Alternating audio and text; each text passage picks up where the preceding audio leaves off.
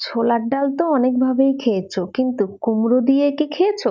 খাওনি নিশ্চয়ই। তাহলে আমি যেভাবে বানাচ্ছি একবার নিশ্চয়ই এভাবে বানিয়ে দেখো, খুব ভালো লাগবে খেতে। নিয়েছি কুমড়ো আর আলু, ডুমো ডুমো করে কেটে নিয়েছি।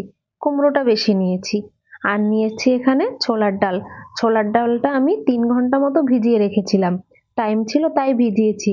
যাদের হাতে টাইম নেই তারা সিদ্ধ করে নিতে পারে। আর এখানে কড়াই বসিয়ে দিয়েছি। দিয়েছি সর্ষের তেল। আর টুকরো করে কেটে রাখা নারকেলগুলো আগে ফ্রাই করে একটু তুলে রাখছি। লাল লাল করে ফ্রাই করে নিয়েছি। এবারে তুলে নেব। তারপরে দিলাম ২টো তেজপাতা, ১টা শুকনো লঙ্কা, সামান্য গোটা জিরে, ২টো এলাচ, ২টো লবঙ্গ, ২টো দারচিনি।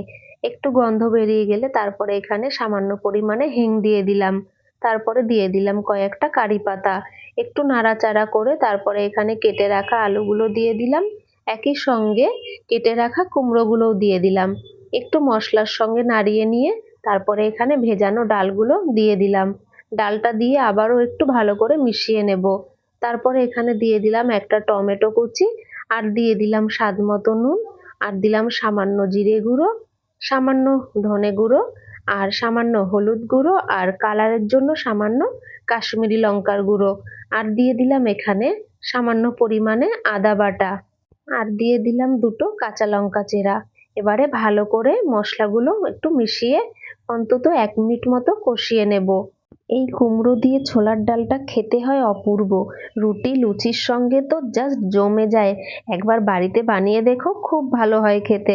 তারপরে এখানে গরম জলটা দিয়ে দিলাম। আমি আগে গরম জল করে রেখেছি। সে গরম জলটা দিয়ে ভালো করে জলের সঙ্গে মিশিয়ে দিলাম। মেশানো হয়ে গেছে। এবার আমি ঢেকে রাখবো। আর লো আছে আমি রান্না করে নেব। ৫ মিনিট পরে আমি ঢাকনা তুলে নিয়ে একটু নাড়াচাড়া করে আবারও ঢেকে রাখবো। আর ঢেকেই রান্নাটা করতে হবে, কারণ ডালটা একটু সিদ্ধ হতে টাইম লাগবে। আর ডালটা আমি পুরো গলিয়ে দেব না, একটু গোটা গোটা থাকবে। আমি তেজপাতাগুলো ফেলে দিলাম কারণ গন্ধটা নিয়ে নিয়েছে। আবারও ঢেকে ১০ মিনিট পরে আমি ঢাকনা তুলে নিয়েছি। অনেকটাই গলে গেছে, আর গলাবো না। তারপরে এখানে দিয়ে দিলাম সামান্য চিনি, আর দিলাম ভেজে রাখা নারকেলের টুকরোগুলো। একটু নাড়াচাড়া করে ১ মিনিট পরে দিয়ে দিলাম এখানে গরম মশলা, আর দিলাম কেটে রাখা ধনেপাতা কুচি। রেডি হয়ে গেছে কুমড়ো দিয়ে ছোলার ডাল। ভালো করে মশলাটা মিশিয়ে নিয়ে নামিয়ে নেব। আর রেসিপিটা কেমন হয়েছে অবশ্যই কিন্তু কমেন্ট করে জানিও। আর হ্যাঁ, ভালো লাগলে অবশ্যই কিন্তু শেয়ার করে দিও। নিরামিষ দিনে এরকম একটা রেসিপি যদি রুটি বা লুচির সঙ্গে থাকে তাহলে তো খাওয়াটা জমেই যাবে।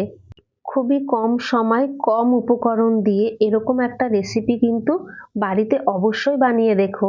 দেখবে সবাই খুব পছন্দ করবে। তাহলে এখানেই ভিডিওটা শেষ করছি। আবার দেখা হবে নতুন কোনো ভিডিওতে। সবাই ভালো থেকো, সুস্থ থেকো।